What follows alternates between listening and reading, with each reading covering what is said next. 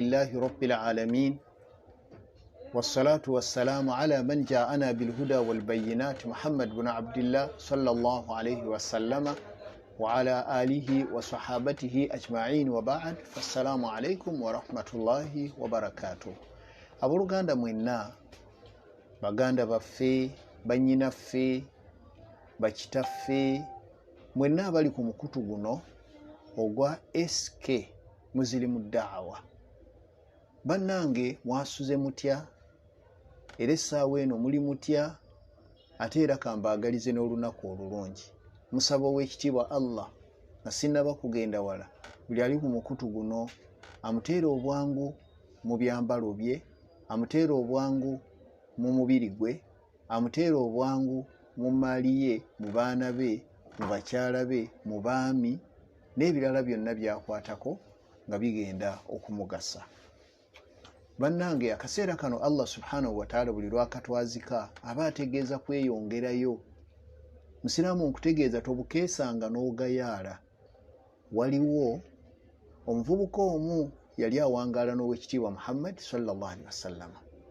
Naye omuvubuka oyo yatunyumiza n'agamba nti lumu nabbi yamukwata ku kibegabega sallallahu alaihi wasallam n'amugamba nti kun fi dunya ka annaka gharibun, beera mu nsi muno naye nga weetwala ng'omugenyi, awa abirin sabilin, oba omuntu asala ekkubo. Omugenyi essaawa yonna akyaluka, asaze ekkubo ayinza okulisala n'atadda. Naye omuvubuka oyo yagamba nti okuva nabbi lwe yaŋŋamba ebigambo ebyo sallallahu alaihi wasallam, nange neeteekawo enkola yange. Bwe nabukeesanga nga sikakasa nti nja kubuzibya, kitegeeza n'alongoosa. Ate bwe nabuzibyanga nga sikakasa nti nja kubukeesa, bw'atyo embeera ye n'agiteekaawo ng'eri ku bunkenke, naye ng'akimanyi nti ku nkomerero ya byonna Allahu subhanahu wa ta'ala ajja kumuwejjana. Isa bunu Maryam alayhi salam, oyo nno yali nabbi wa 24 gwe bayita Isa mutabani wa Maryam. Isa bunu Maryam yagamba nti abange mwenna i'lamu mumanye anna halawata duniya, nti obuwomerevu bw'ensi ate mararatul akhira, bwe bukaawu bw'enkomerero.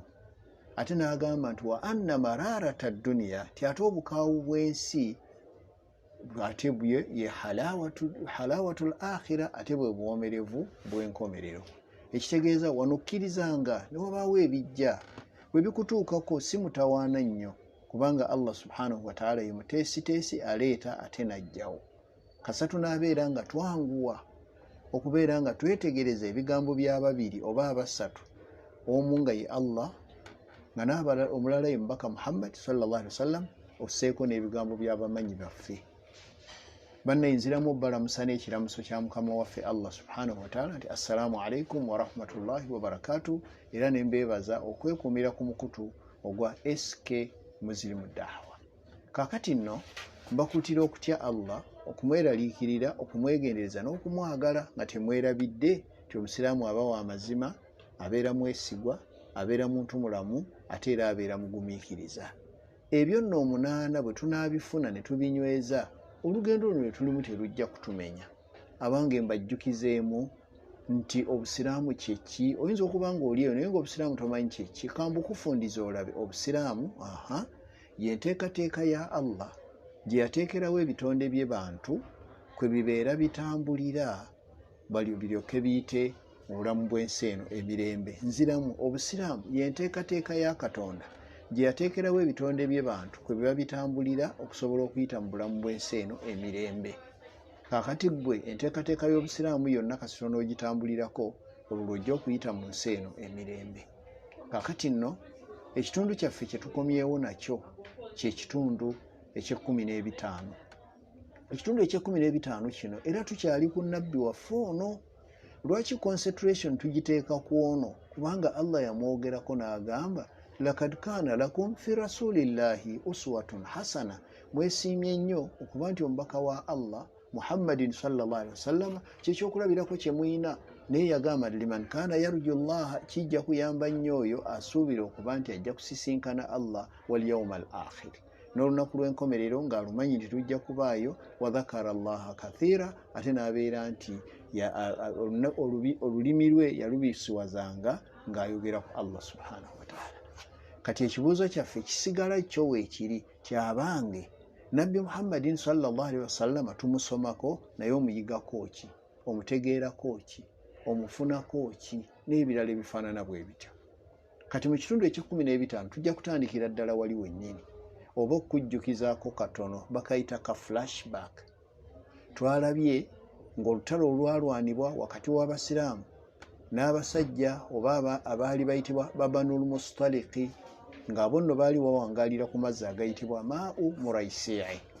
Ensiitaano yaliwo, olutalo abasiraamu baaluwangula ne bawamba abawambe 1000, naye munnange gye byaggweera Allah yajja n'ateekamu omukisa. Abawamba abo be baawamba bwe bamala okuba nti bayingidde e Madiina, ng'oggyeko kiri kye nnakugambye nti Saabannanfuusi nabbi Allah subhanahu wa ta'ala yamujjulula, era kigambibwa nti nabbi yamusaalira, naye bwe yamala omusaalira Allah yamugaana n'agamba nti toteekwa kubeera ng'oddamu nkuyimirira ku kaburi y'abo bonna abatali bakkiriza. Era Allah yali amulanga kuba nti nabbi yagenda n'aziika omusajja oyo ayitibwa Abdullah ibn Ubay ibn Salul eyali omunnanfuusi. Ne tutunuulira Ali ibn Abi Talib yafuna atya Fatima n'abaana be baazaala, eyo tuliyongerayo k'ewalala. Kaakati ate katutunuulire kiki ekyaliwo ng'abasiraamu bazzeeyo e Madiina nga nabbi sallallahu alaihi wasallama babakubidde emizira batuuse ku buwanguzi. Kaakati olw'okuba abawambe baali 10 nga mulimu n'omukyalo omu ayitibwa Juwayriya binti al-Harithi radiyallahu anha, eyali akulira ekibinja omwali Juwayriya. Olw'okuba nga obusiraamu bwatuula ne buteesa ne bugamba nti bano tubanunule, manya tubagamba abawambe buli eyeenunula yagenda. Omukyala yabuuza omukulembeze waabwe n'amuga nti owange ntye mbadde njagala mu nte, kubanga jjukira taata we baali bamusse nga ne bbaawe bamusse. Taata baali bamuyitaani al-Harith. Kaakati olw'okuba taata baali bamusse ne bba nga bamusse, omukyala yayagala nnyo abeere nga addayo olw'ennaku gye yafuna, ate nga yali mukyala wa kitiibwa kubanga taata we yali omukulembeze wa Babanul Mustaliki. Ekitegeeza omukyala yali wa kitiibwa. Kati omukyala oli bwe yamukkiriza nti kale noonya ekyokwenunula, naye omukyala bwe yalowoolereza bw'ati n'agamba lwaki sigende wa mukama waabwe yennyini. Omukyala ng'atambula ng'ayolekera ewa nabbi Muhammad sallallahu alaihi wasallam. Nabbi mu kisenge kye yalimu ne mukyala we Aisha, naye omukyala ono bwe yakonkona ku mulyango, wuliriza ebyaddirira. Baagamba nti man ala albaabi, ani ali ku luggi? Eddoboozi ery'eddamu lyali lya mukyala. Nabbi n'agamba Aisha nti Aisha gw'oba ogendayo. Aisha bw'atuuka ku mulyango n'aggulawo bw'ati n'alyoka alaba obubalagavu bw'omukyala. Aisha yanyumya n'agamba nti omukyala oli okumanya yali mulungi, bwe namulabyeko bwe nti nendaba obulungi bwe ne mmanya nti kye mmulabyeko nebaze nabbi sallallahu alaihi wasallam ajja kukiraba. Era kyatuukirira nabbi n'awasa omukyala oyo. Yamuwasa atya? Omukyala bw'amala okujja eno munda, nabbi amubuuza nti amannya go, n'agamba nti ana Juwayriya binti al-Harithi. Juwayriya binti al-Harithi nti mutawaana ki nti bansindise wano nzije neenunule, noonya anannunula. Nabbi n'amuga nti noonya akununula ati Aisha n'atudde awo ne nabbi ali wano. Kaakati Aisha ye ayagala alabe eddala oba nabbi ayinza okuleka omukyala oyo. Era gye byaggweera kasita nabbi yatunulira omukyala nga ne Aisha ali wano, kyava amuga nti owange nkukolereyo ekisingako obulungi ku ekyo. Omukyala n'agamba nti kiki ekyo? Nti nkuwase ate era nkununule. Omukyala n'agamba kad faaltu, nzikiriza. Nabbi sallallahu alaihi wasallam n'akola ku nsonga z'omukyala era yamuwa dirihamu 400 ge gaali amahale. Omukyala oyo n'afuuka mukyala wa nabbi Muhammad sallallahu alaihi wasallam ayitibwa Juwayriya binti al-Harith. Kaakati wano njagala tusome ensoma ey'abantu abali ku mukutu, ng'era omukutu ogwo bafunirako ebyafaayo ebiwerako. ogwa S.K. muzirimu daawa. Kati njagala wano bwe mba ntwalira omukisa bakyala ba nabbi bonna mbakubulire lumu tuleme kugenda nga tubaddaddamu. Nabbi sallallahu alaihi wasallama yawasa abakyala 17. Saagala gwali eyawuliriza owawaala amatu ogambe nti kino sikiwulirangako. Kituufu nnyo mu Busiraamu bingi by'otannaba kuwulira ate ng'ebimu wabiwulira naye nga baakuwaako kitundu. Abakyala abo be yawasa 17 mwana wattu yasobola okubeera nti ataako okutalaka bw'ati. Nabbi yataako abakyala 3. Ekitegeeza ku 17 bw'ataako 3 wasigala 14. N'afiirwa abakyala 4 nga ye tannaba kufa. Ekitegeeza nti ku 14 bw'otoolako 4 wasigala 10. Ate n'abeera nga yalekawo bannamwandu 10. Kakati njagala nsooke mbakuleetere bonna oluvannyuma nkulonderemu nti ono yafa n'ono yafa n'ono yafa n'ono yafa. Kati ate wali nkulage be yatalaka be baliwa era lwaki yabatalaka. Kansubire nti gwali eyo okujjako ng'onaagaana bugaanyi era nga abasubscribinga mulemerwa bwereere kambaleetere. Omukyala asooka ye mukyala ayitibwa Khadija binti Khuwailid radiyallahu anha. Nabbi yawasa omukyala oyo ng'omukyala amaze okufumbirwako mu malya amalala 2.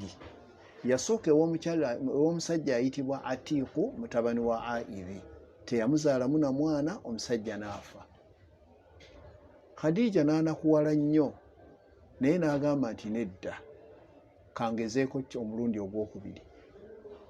N'afumbirwa ew'omusajja omulala bali bamuyita Abu Haala. Oyo nno n'amuzaalamu omwana omu nga mulenzi nga bamuyita Hindi so si Hindu. Hindu muwala, Hindi ye mulenzi. N'oyo omusajja naye n'afa. Bw'afa Khadija n'asiba nnatti n'akati sigenda kuddamu kufumbirwa.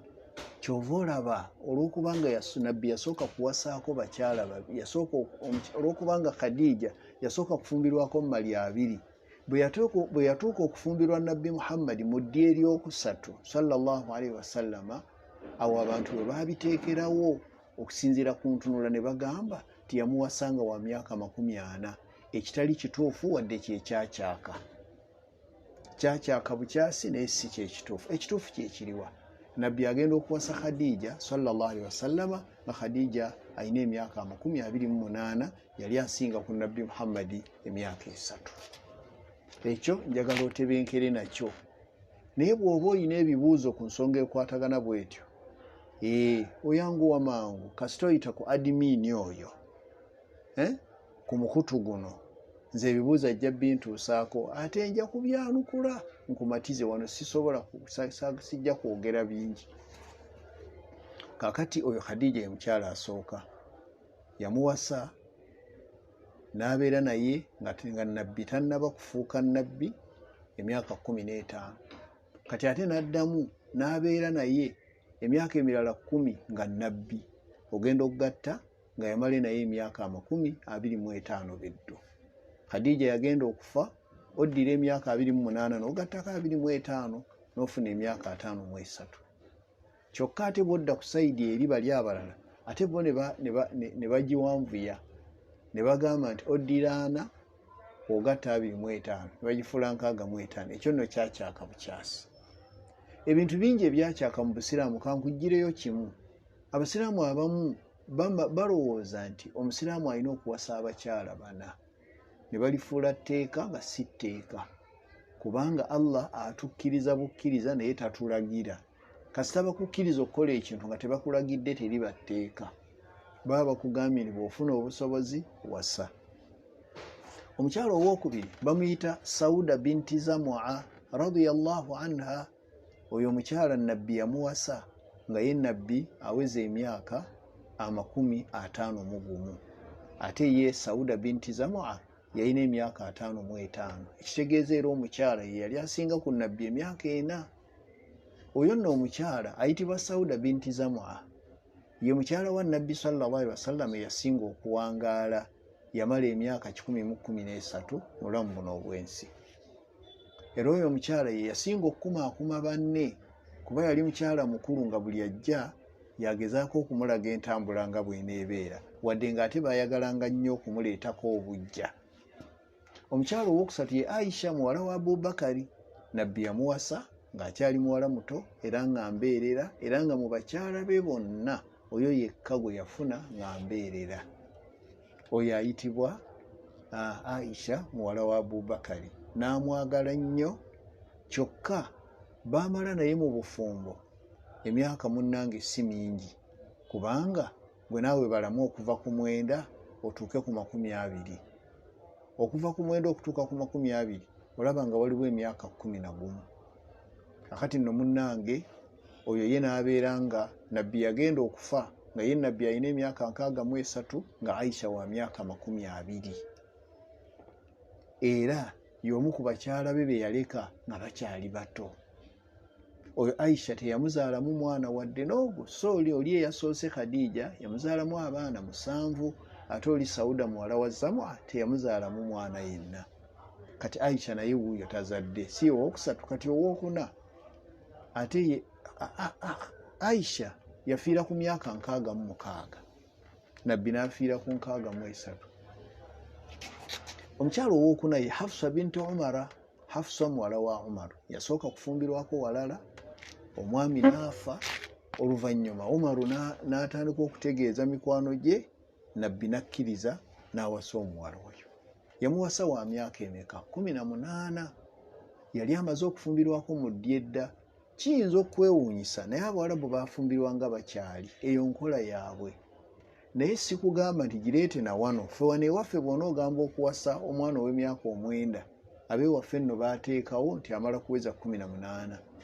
Ate nga Allah subhanahu wa ta'ala atugamba nti ya ayyuha alladhina amanu, abange mmwe abamaze okukkiriza nze Allah ne mukkiriza n'omubaka wange ono gwe mbasindiseemu, ne mukkiriza na bino bye mmussaako, na kino mukiwulire. Atii'u Allaha, mugondere Allah, wa atii'u rasula, n'omubaka mumugondere, wa ulil amri minkum, n'abo bannannyini biragiro mu mmwe. Kati gavumenti kiba baba balina ebiragiro ku ffe. Kati bw'egamba nti emyaka 18 olina kukikkiriza, teweewaggula. Allah yatuteerawo okuba nti tukkiriza abatukulembera. Omukyala namba 5, omukyala owookutaano bamuyita Hindu binti Abi Umayya. Omukyala oyo Hindu binti Abi Umayya amannya ge baali bamuyita amannya ge baamupaatiikako ye Salama, ge mutera omuwuliriramu, naye baamuyitanga Hindu binti Abi Umayya, ye mukyala namba 5. Oyo Nabbi sallallahu alaihi wasallam bwe yali amuwasa, yamuwasa ekisooka nga mukyala mukulu ng'awezezza emyaka 38. Mu Bawarabu emyaka 38 oba okuze. Eno ewaffe abamu aba atandika kufumbirwa, awulira akyayina amaanyi, naye mu Bawarabu emyaka 38 nga n'okuzaala kumpi oli yakuleka dda, kubanga batandika bakyali ne beetegekera obukadde wali mu maaso. Kakati oyo mukyala Nabbi yamuwasa ng'omukyala wa 38, ng'ate ye Nabbi sallallahu alaihi wasallam kubanga mu mwaka ogwokutaano mwe yamuwasiza. Olwo yono Nabbi Muhammad sallallahu alaihi wasallam yali amaze okubeera tiaweza emyaka 62, yali amaze okuweza emyaka 55. Nabbi sallallahu alaihi wasallam. Kakati omukyala ow'omukaaga ye mukyala ayitibwa Zainabu binti Jahshi. Oyo Zainabu binti Jahshi aliko ebigambo bingi, naye kambabuulireyo kino nti oyo yali mwana wa ssenga wa Nabbi Muhammad sallallahu alaihi wasallam ayitibwa Amaama. Era omuwala oyo yali muwala mulungi nnyo. Nabbi yamwogerako kuba yali mukyala ng'agaba nnyo mukono gye nga myangu. Nabbi n'atuuka n'okwogera n'agamba nti mu bakyala bange bonna be nnaaleka ku nsi, gwe munaalabanga yalina engalo empanvu, oyo yajja okusooka okufa mu bakyala bange. Naye abakyala kye baakola baagenda ne beepimanga emikono, ng'oli yeeteeka ku munne ne bapima, ne kibalema okutegeera. Ne babagamba nti Nabbi yali ategeeza omukyala asinga okugaba. Omuntu omugabi omukono gwe guba muwanvu. naye omuntu atali mugabi omukono gudde eno mu nsawo ayagala kukulira ekyo kyayina. Kakati abo abakyala bali 6. Kati omukyala ow'omusanvu bamuyita Mariyatu al-Qibtiyya al-Misriya binti Shamuuni. Ye mukyala eyali ayitibwa Mariya nga yali awanzikiriza ey'Abakibti wano e Misiri. Mariyatu al-Qibtiyya Mukibti al-Misriya yali mukyala wa mu Misiri binti Shamuuni muwala wa Sayimooni. Oyo nabbi yamufunanga ekirabo okuva e Misiri nga kabaka Makawkas eyali akulembera Alexandria ye yamuweereza ekirabo ekyo eky'omukyala oyo nabbi n'amufuna. Kakati abo ne tubeera nga tufunye abakyala 7. Kakati omukyala ow'omunaana ye mukyala ayitibwa Sofiya binti Huyayi. Sofiya muwala wa Huyayi yali mukyala Muyahudi. Nabbi yamuwasa naye ebibye bingi bwe tuligamba okutaggulula eyo tulitaggulula. Kakati omukyala ow'omwenda. Omukyala ow'omwenda ye mukyala ayitibwa Ramula binti Abi Sufiyani. Bali bamuyita Ramula muwala wa Abu Sufiyani. Oyo naye yali nnamwandu. Abo bonna layini apu gy'olaba eyo oba kansooke mbakuddiremu. Khadija yamala kubeera nnamwandu. Sauda muwala wa Zamu owokubiri n'abeera nnamwandu. Awo Aisha n'abeera nga yembeerera. Ono Hafsa naye n'aba nnamwandu. Abo be 4. Bw'otuuka kati ku wookutaano Ummu Salama naye yamala kuba nnamwandu. Bw'ogenda ku w'omukaaga Zainab binti Jahshi ye lwakuba omwami yali amutadde. Kati ate bw'ogenda ku Joweriya binti al-Harith era naye ogenda okulaba nga Joweriya naye yali nnamwandu kuba bba baamutta. Kati ate bw'onoogenda ku mukyala ayitibwa Mariyatu al-Qibtiyya al-Misriya binti Shamuuni ye nno yali akyali muwala naye nga mukulu, wabula yaggyibwa mu lubiri n'aweerezebwa Nabbi Muhammad sallallahu alaihi wasallam. Kati tugenda ku mukyala ow'omwenda ayitibwa Ummu Habiba. Oyo naye tumwogeddeko, naye yali mukyala ng'era yamala kubeera nnamwandu. Ndowooza owulira. Kakati omukyala ow'ekkumi ye mukyala eyali ayitibwa Zainabu binti Khuzayima. Zainabu muwala wa Khuzayima. We naye yali mukyala mukulu. Nabbi yagenda omuwasa ng'omukyala alina emyaka 60 ate nga nabbi agobererako wano obugoberezi atannaba kutuusa myaka mukyala oyo gy'alina. Kati olaba yawasanga abakulu n'awasayo ku bato n'abali awo mu makkati. Kati omukyala ow'e11 omukyala oyo gwe baali bayita Maimuna binti al-Harithi. Okusooka erinnya lye baali bamuyita Barra, naye nabbi bwe yamuwasa n'amugamba nti erya Barra tulireke, kati ngenda kuyita Maimuna. Maimuna kitegeeza ki? Ow'emikisa. Bw'atyo ye mukyala ow'e11. Kakati nabbi sallallahu alaihi wasallam era awasaayo omuwala omulala omukyala namba 12 ng'omukyala oyo ayitibwa Raihana binti Zaidi. Oyo Raihana yali mukyala Muyahudi era oyo omukyala nabbi gwe yasembayo okuziika mu bantu bonna mu nsi muno. Bwe yamala okuva mu hijja eyitibwa Hijjatul Widaa'i, omutwe gwamuluma nga bagenza okuziika omukyalo era ye yamweteera mu ttaka. Awo nno kwe kwava obulwadde obwaluma nabbi naye n'atuuka okufa. Kakati omukyala we omulala gwe yawasa, kuba bali kati twakafuna abakyala 13. Abakyala 13 era njagala nsooke mbakuddiremu kuba saagala nkutwale nga ogenda bikutabula. Ngambye omukyala asooka ye Khadija muwala wa Khuwailid. Omukyala owokubiri ye Sauda muwala wa Zam'a. Omukyala owokusatu ye Aisha muwala wa Abubakari. Omukyala owokuna ye Hafsa muwala wa Umar. Omukyala owokutaano ne nkugamba nti ye Ummu Salama oba Hindu binti Abi Umayya. Omukyala ow'omukaaga ne nkugamba nti ye Zainab binti Jahshi. Omukyala ow'omusanvu n'abeera Joweriya binti al-Harithi. Omukyala ow'omunaana ne nkugamba nti ye Mariya al-Qibtiyya al-Misriya. Omukyala ow'omwenda waliwo Sofiya binti Huyayi. Omukyala ow'ekkumi Ramula binti Abi Sufiyani. Omukyala ow'e11 Mariyatu al-Qibtiyya al-Misriya binti Shamuuni. Omukyala ow'e12 n'abeera nga Zainabu binti Khuzayima. n'omukyala ow'ekkumi n'abasatu ye mukyala ayitibwa Rayhana binti Zaidi. Awo we tubadde kakati esigadde abakyala bana. Omukyala ow'ekkumi n'abana ye mukyala ayitibwa Sharafu binti Hulaifa. Oyo omukyala ayitibwa mukyala wa nabbi. Lwaki? Nabbi yasituka n'agenda ewaabwe w'omukyala n'amuwoowa bulungi n'amahale n'agamuwa. Nabbi n'addayo, omukyala banaamuleeta. Obadde okimanyi ggwe nti yali nkola ya nabbi ng'oli bw'aba awasizza, yali nkola yaabwe bannaffe okusooka, ng'oli bw'awasa omukyala amulekayo ewaabwe, maama w'omuwala yamusitula n'amuleeta eno ewabba ku lunaku lwe balagaanye.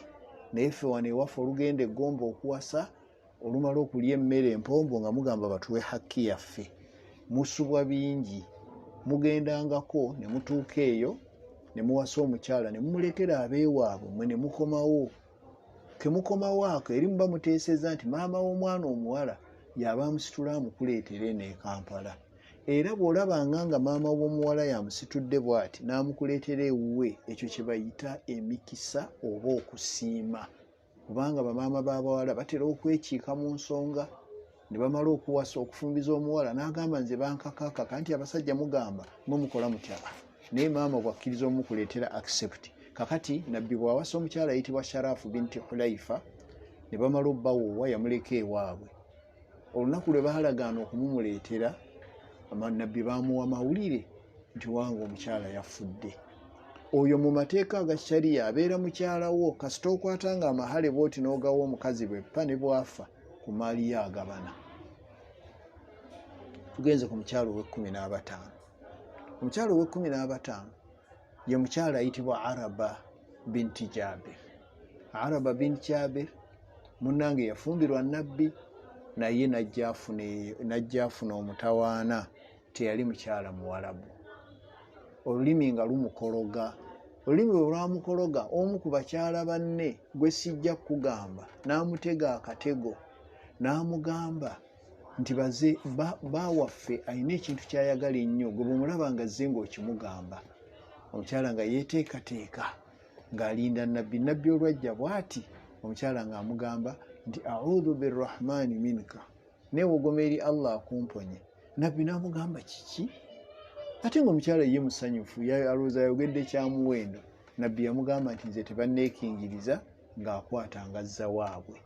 Omukyala ow'ekkumi n'omukaaga, omukyala ow'ekkumi n'omukaaga, kumi n'omukaaga kyekyo. Omukyala ow'ekkumi n'omukaaga ye mukyala ayitibwa, omukyala ow'ekkumi n'omukaaga yayitibwa Al-Alayatu binti Dhabuyani. Alayatu binti Dhabuyani nabbi yamuwasa sallallahu alaihi wasallam, naye n'amusangako akamogo. Kyova olaba mmwe abaami babagamba nti bw'oba ogenda okuwasa omukyala genda omulabeko, naye ennaku zino temwagala na kulaba ku bakyala, ogamba bampeereza ekifaananyi, ne bakikuweereza n'okitunuulira n'osiima ekifaananyi. Kati omukyala bw'anajja n'obumogo bwe, ng'ogenda kugamba ki? Nga nabbi yatuuka okukwata omukyala ng'amusanzeeko akamogo ke bataamubuulidde. Naye enkola ebeera bweti, omukwata omukyala n'omuzaayo ewaabwe n'oga nti bannange nyina kye nalabye kye mutambuulidde, ne bikoma awo. Omukyala asembayo ow'ekkumi n'omusanvu ye mukyala ayitibwa Ashanba'u binti Amru. Oyo nno omukyala nabbi sallallahu alaihi wasallam yamuwasa n'abeera naye, naye nabbi yatuuka n'afiirwa omwana wa nabbi ow'omunaana gwe bayita Ibrahimu. Omwana oyo bamufunira amuyonsa, naye yali yakamuyonseza emyezi 18. Ate ng'oyo omwana azaalibwa omukyala oli gwe nabagambye ayitibwa Mariyatu al-Qibtiyya al-Misiriya, eyava e Misiri.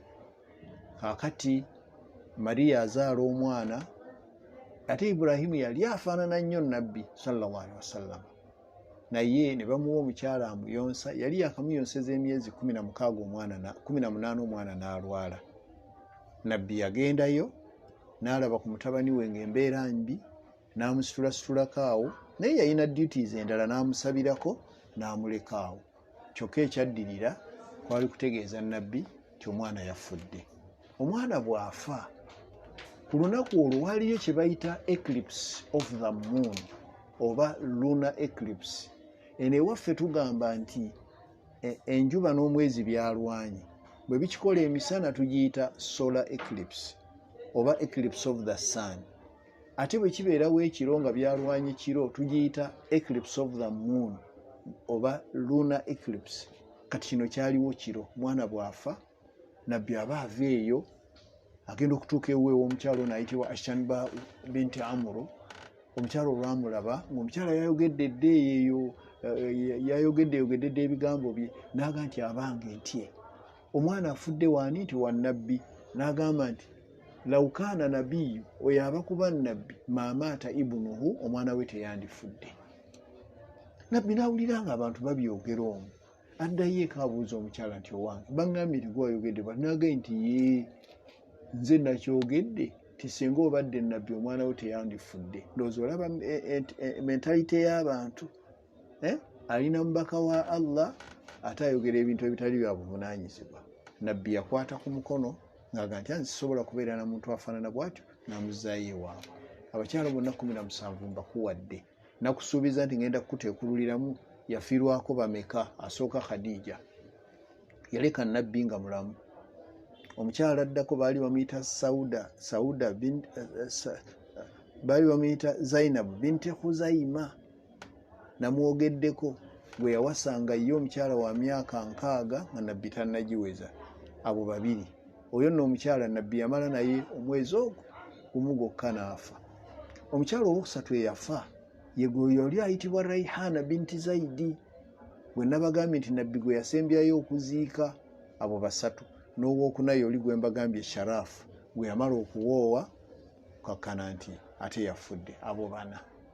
Abasatu be yatta ye Araba binti Jabir, oli eyagamba nti omwana wa nabbi yoli omukyala eyagamba nti nze neewogoma eri Katonda akumponya. Omukyala omulala owokubiri yono ayitibwa S.A.W binti Amuru, eyagamba ti omwana wa nabbi afudde, eyagamba nti ono aba kuba nabbi omwana we teyandifudde. N'owokusatu yoli gwe nabagambye Alayatu binti Tabuyani, oli nabbi gwe yabeerako naye oluvannyuma n'amuta olw'akamogo ke yamusangako. Abaasigalawo bannamwandu be bane 10. Asooka Sauda binti Zamua, owokubiri Aishatu binti Abi Bakari, owokusatu Hafsa binti Umara, owokuna Hindu binti Abi Umayya Salama, owokutaano Zainab binti Jahshi, owomukaaga Safiya binti Huyayi, owomusanvu Juwairiya binti al-Harithi, owomunaana Mariyatu al-Kibtiya al-Misriya, owomwenda Maimuna binti al-Harithi, n'owe10 Ramla binti Abi Sufyan. Be bakyala 10 be basigalawo nga bannamwandu. Ekyo nkireese lwaki nneme kutuuka eri gye tulaga tandike kugamba ate mu mwaka guno n'awasizaawo omukyala gundi. Kati abo bonna yazaala mu bakyala 2 bokka. Khadija yamuzaalamu abaana 7 n'amannya kangakuwe otebenkere. Omwana asooka ye Al-Qasim, omwana owokubiri muwala ye Zainab, omwana owokusatu ye Ruqayya, omwana owokuna ye Kulthum, omwana owokutaano ye Fatima, owomukaaga ye Tayyibu, owomusanvu ye Abdullah. Abalenzi bonna baafa bato. Be balenzi abameka? Abasatu. Khadija yazaala abaana 7 era beebo. Omukyala Khadija otyo, omukyala omulala eyazaala omwana yoli Mariyatu al-Kibtiya Omumisiri, n'azaala omwana omu Ibrahim. Nabbi n'abeera nti Allah yamusaasira, yazaala abaana abalenzi 4 n'abawala 4. Naye ekyandeese okulaga eyo kyabadde ekyo, era mu byafaayo ojja kusanga nga bakugamba ti nabbi yaleka abakyala 9. Oyinza okugenda nakyo naye nga ekyo kyakyaka bukyasi. Abakyala be yaleka baali 10. Era oli ajja kukugamba nti nabbi yawasa abakyala 9 bokka, era nja kukkiriza, naye ekyo yakyogera olw'okubanga beebo be yali amanyi. Naye nze mbakuwadde bonna baali abakyala 17 nabbi bwe yawasa. Lwaki yawasa abakyala bangi ate ffe ne batugamba tutukome ku 4 oba ofunye obusobozi? Ekyo kyajja olw'okubanga nabbi sallallahu alaihi wasallama abakyala ye yayina engeri gye yayina emirimu gyakola nga mingi. Ekisooka abakyala babuuzanga ebibuuzo ng'ate ebibuuzo ebyo si kyangu musajja kubiddamu. Era omukyala omu yajjaawo n'abuuza nabbi ekibuuzo, nabbi ensonyi ne zimukwata ng'ayagala akimuddemu, naye ng'omukyala aga nti nkola ntya? N'agamba Aisha nti jangu onnyambeko. Aisha n'ajja n'atwala mukyala munne n'amunnyonnyola ebyabwe eby'ekikyala. Kaakati nabbi ye n'abeera nga mu kuwasa kwe yawasa, naye nga Allah yamulagira buli gw'owulira oyo gwenjogeddeko Allah ye yamulagira nti oyo wasa. Singa yali takyagala yali tajja kubawasa. Kati nabbi yawasa abakyala ng'akozesa engeri 4. Esooka bagiyita al-hikmatu al-ta'alimiya, ey'okubiri bagiyita al-hikmatu al-ijtimaiya, ne wabaawo n'ey'okusatu al-hikmatu as-sayasiya. Kati ate ey'okuna yeyitibwa al-hikmatu at-tashri'iyya. Tashri'iyya kwe kujjawo enkola abantu gye baali bataddewo, Allah n'agijjawo ng'alagira nabbi akole ekintu abantu kye baali balowooza nti kiri haramu. Ekyokulabirako, edda ng'omusajja omwana omulenzi bw'akulira ewuwe ng'ate si yamuzaala yamuyitanga mwana we. Kati nga singa awasa omukyala ate gwe tomuwasa, kati Allah kwe kuddira n'addira Zainab binti Jahshi, nabbi n'amufumbiza Zaidi bun Haritha. Bwe yamala omufumbiza, era Allah n'atabangula obufumbo obwo ne bubatabukako. Omukyala n'ajerega omwami n'amuta. Allah n'aga nti kati oyo muwase. N'amuwasa okujjawo kiri enkola bagiyitanga ya tabani. Omuganda agamba nti azaala bakuzire nga bbumbuzi. Kakati nabbi sallallahu alaihi wasallama okuwasa abakyala nkulaze tiyakozesanga engeri 4. Bwe tuliba twagaddeyo mu maaso tugenda kuzitunuulira. Ffe Allah subhanahu wa ta'ala lwaki yatusibira awo n'agamba nti omala kufuna busobozi n'olyoka olinnya eddaala eryokubiri? Lwaki? Kubanga Allah yatutonda atumanyi, amanyi twenkana ki, amanyi tusobola kyenkanawa. Njagala kutegeeza gwe musiraamu ali ku mukutu guno ogwa SK, omukutu guno gwe tuliko ogwa SK Muslimu Dawa, njagala kutegeeza nti gwe ne weepampalika n'ogamba nti kati kanfuneyo abakyala 6, omanyanga nti owedde. Allah akumanyi, geeji yagimanyi eri etya, kyeyava asalawo n'agamba mmwe abatali bannabbi ngenda kubasibirawo. Awaffe tewawulirako nti Sulaimaani yawasa abakyala 1000? Bw'abanga yawasa 1000, kati gwe weewuunya otya ono ow'e17? Tewawulirako nti Dawuda yawasa abakyala 100, nabbi Dawuda, weewuunya otya ono ow'e17? Ate nga nabo baali bannabbi ng'ono. Olwekyo Allah yakoleranga bannabbi be nga bw'aba ayagadde. Mbaaga amaanyi bagayina, naye kaakati ffe eno Allah yatugamba nti omu, ate teyatandikira ku omu ng'akimanyi nti oyo mutegera butegeezi nti oyo ye watteeka, olina okumuwasa, tewulina kwebuzaabuza. N'akugamba nti 2 3, n'akutuusa ne ku 4. Lwaki? Akumanyi nti obusobozi bwo osobola kubeera n'abakyala 4, n'omala obeera n'abakyala abasukka mu 4, kankulage ekiba kikutabukidde. Kati kankuwa ekyokulabirako. Bw'ogamba nti nja kusula ew'omukyala eno ennaku 2, ngende ew'okubiri ntuleyo ennaku 2, ngende ew'okusatu nsuleyo ennaku 2 ezo 6, n'owokuna nsuleyo ennaku 2 ezo 8, kakati yongerako 2 ziwere ennaku 12. Gwe ssebo oddire ng'omukyala omu bw'obeera naye omala kumala ennaku 12 okomewo enewuwe. Allah tasobola kukkiriza okola ebyo, yakupimira ekisoboka.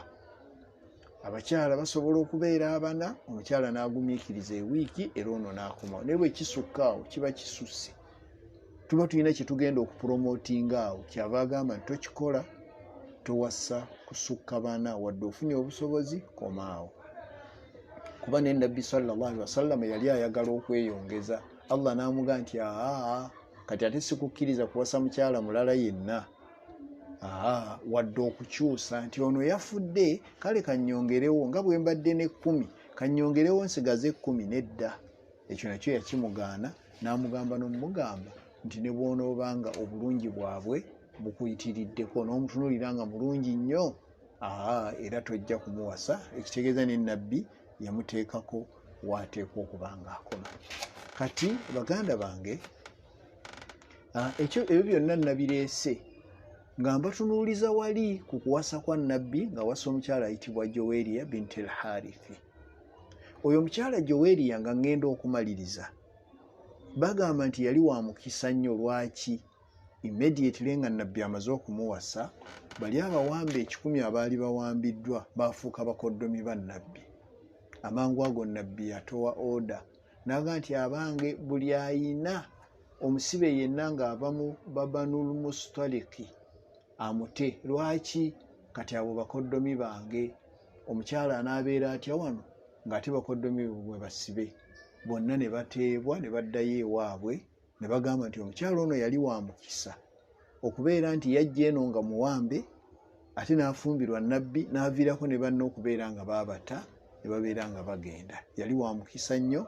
Omukyala oyo yayitibwa Joweriya binti al-Harithi radiyallahu anha.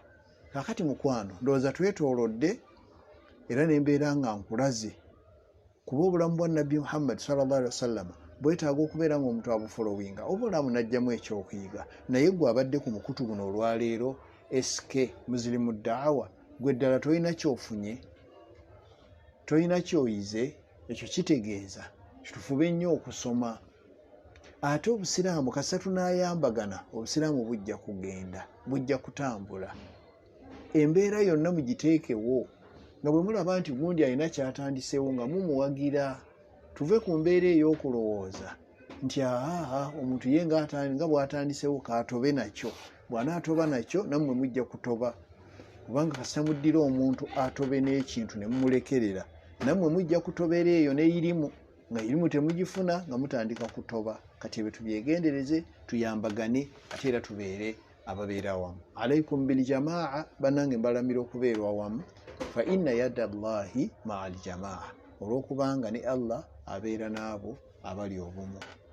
Bannange nja kukkiriza, njagala nnyo nnyimirire awantu nga naawe memore ye eyinza okukusika n'otegeera nti yakomye ku kino. Kankuddiremu wenkomye wagamba ki? Ti omukyala Joweriya binti al-Harithi yali wa mukisa nnyo. Yaviirako n'abasibe abaava ewaabwe 10 okubeera nti bateebwa kuba bonna baali bafuuse bakoddomi ba nabbi Muhammadin sallallahu alaihi wasallam. Awo we tukomye. Saba Allah subhanahu wa ta'ala atuteera omukisa mu mukutu guno S.A.W Muslimu Daawa. Abagusomako bonna nsaba Allah abagaziyize be bakola, abateera omukisa mu byambalo byabwe, mu mibiri gyabwe, mu baana baabwe, mu byenfuna byabwe. Era musaba ow'ekitiibwa Allah abali ku mukutu guno abawonye endwadde embi ez'omunda n'endwadde embi ez'ebweru, abagabirire nga bw'agabirira ebinyonyi. Allah subhanahu wa ta'ala ekinyonyi kikirina gye kikola naye akigabirira. Ebyo byonna byolaba ebiri mu duniya yabigabirira. Tukusaba ow'ekitiibwa Allah totumma riziki yaffe. Tuli banafu, oluusi tetwagala kusobya naye tuba banafu. Tukusaba totumma riziki yaffe, gituwe tubeere nga tugifuna. Riziki yaffe eyo bw'ebanga eri waggulu eyo gitusize, bw'ebanga eri wansi eyo mu ttaka gitugireyo ng'olina obusobozi obwo. Bw'ebanga eri wala gisembeze, bw'ebanga entono giyingiwaze tubeere nga kyogifuna. Amin amin. Wa sallallahu ala sayidina Muhammad wa ala alihi wa sahbihi wa sallim. Subhanaka Allahumma wa bihamdik ashhadu an la ilaha illa anta astaghfiruka wa atubu ilaika. Wassalamu alaikum wa rahmatullahi wa barakatuhu.